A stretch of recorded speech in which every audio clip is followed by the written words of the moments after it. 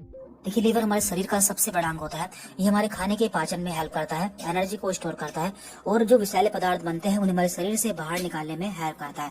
लेकिन जब भी इसमें वसा या फिर फैट इकट्ठा हो जाता है या फिर जमा हो जाता है तो उसे हम फैटी लिवर डिसीज कहते हैं। ये हमें दो तरह से हो सकती है। एक होती है non alcoholic fatty liver disease और एक होती है एल्कोहलिक फैटी लिवर डिसीज। तो आज की वीडियो में हम इन दोनों के बारे में बात करने वाले हैं। देखिए, अक्सर आपने सुना होगा कि हमारा लीवर खराब हो जाता है या फिर लीवर फेल हो जाता है, लेकिन हमारा लीवर अचानक से फेल नहीं होता है। इसमें पहले कई सारे चेंजेस होते हैं, जैसे कि पहले होता है फैटी लीवर, उसके बाद होता है लीवर फाइब्रोसिस और उसके बाद होता है लीवर सिरोसिस। तो यहाँ आते आते हमारा लीवर खराब हो जाता है और यह वह कंडीशन होती है जब हमें अपना लीवर ट्रांसप्लांट कराना पड़ता है, यानी कि हमारा लीवर पूरी तरह से खराब हो चुका होता है। लेकिन यदि हम इसके बारे में पहले से ही जान जाएंगे तो हम अपने लीवर को खराब होने से बचा सकते हैं और हम इसे वापस से ठीक कर सकते हैं।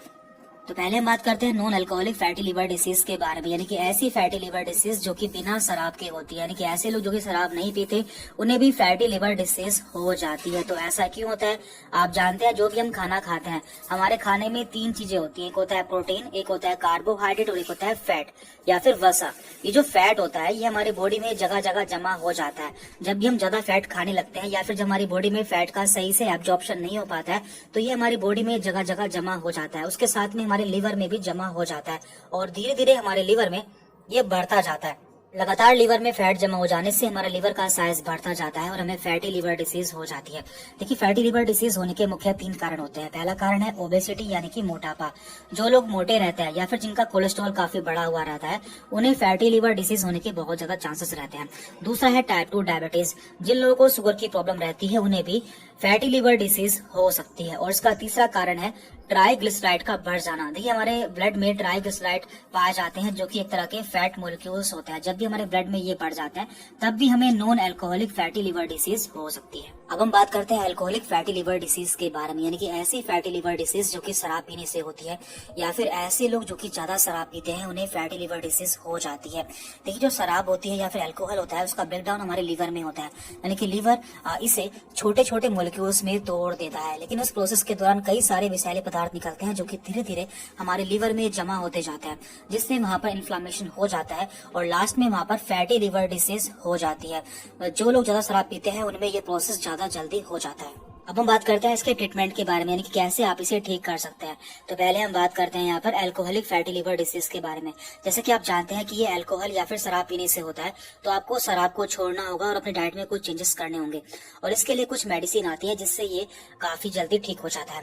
अब हम बात करते हैं non alcoholic fatty liver disease के ट्रीटमेंट के बारे में। देखिए, यदि आप इसका इलाज नहीं कराते हैं तो ये बढ़ता जाता है और लास्ट में पहुंचते पहुंचते ये लिवर सिरोसिस में कन्वर्ट हो जाता है, जो कि काफी डेंजरस कंडीशन होती है। तो इस प्रोसेस को हम इस डायग्राम से समझ लेते हैं। सबसे पहले यहाँ पर हमारा हेल्दी लिवर दिखाया गया है।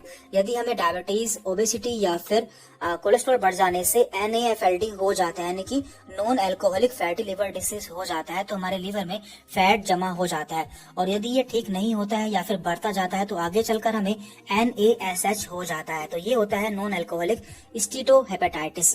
तो ये हेपेटाइटिस की शुरुआत होती है और ये आगे बढ़ती जाती है। इसमें फाइब्रोसिस भी हो सकता है और इसमें सिरोसिस भी हो सकता है और लास्ट में जाकर इसमें कैंसर भी हो सकता है।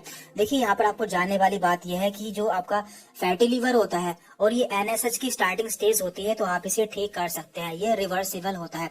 इसमें आपको diet, exercise, weight loss and bariatric surgery से आप इसे ठीक कर सकते हैं। लेकिन जो इसकी आगे की स्टेज होती है तो ये इरिवर्सिबल होती है, यानी कि ठीक नहीं होती है। तो इस कंडीशन में आपको ट्रांसप्लांट ही कराना पड़ता है। अब हम बात कर लेते हैं फैटी लिवर डिसीज के क्या क्या सिम्टम्स होते हैं, यानी कि जिन्हें फैटी लिवर डिसीज होती है तो उन्हें क्या क्या प्रॉब्लम हो सकती है। तो उनके पेट में दर्द रह सकता है, उनका वजन कम हो सकता है, उन्हें नोजिया यानी कि उल्टी आना और लॉस ऑफ एपेटाइट यानी कि भूख कम हो जाना। इसके अलावा जो उनका यूरिन होता है उसका रंग डार्क हो सकता है। साथ ही साथ उन्हें पेल स्टूल आ सकते हैं और उन्हें जॉन्डिस भी हो सकता है। तो ये सभी सिम्टम्स होते हैं जिससे आप जान सकते हैं कि किसी को फैटी लिवर डिसीज हुई है। और इसकी जांच के लिए आप अल्ट्रासाउंड करा सकते हैं, जिसमें आपको पता चल जाता है कि आपको फैटी लिवर है या फिर नहीं। जब आप इसका अल्ट्रासाउंड कराते हैं तो आपको इसमें कुछ इस तरह की रिपोर्ट देखने को मिलती है। देखिए, यहाँ पर रिपोर्ट में आप देख सकते हैं, यहाँ पर लिखा हुआ है ग्रेड 2 फैटी लिवर। तो इसमें कुछ ग्रेड होती है, ग्रेड 1, ग्रेड 2, ग्रेड 3। तो उसके बारे में भी हम अगली वीडियो में बात करेंगे। लास्ट में हम कुछ ऐसे टिप्स के बारे में बात कर लेते हैं जो कि आपको फैटी लिवर को ठीक करने के लिए फॉलो करने चाहिए। Number 1, weight loss. यदि आपका वेट बढ़ा हुआ है या फिर आपका कोलेस्ट्रॉल बढ़ा हुआ है तो आपको अपना वेट कम करना चाहिए। Avoid alcohol consumption. यदि आप अल्कोहल पीते हैं तो आपको अल्कोहल नहीं लेना चाहिए। आपको रेगुलर एक्सरसाइज करनी चाहिए।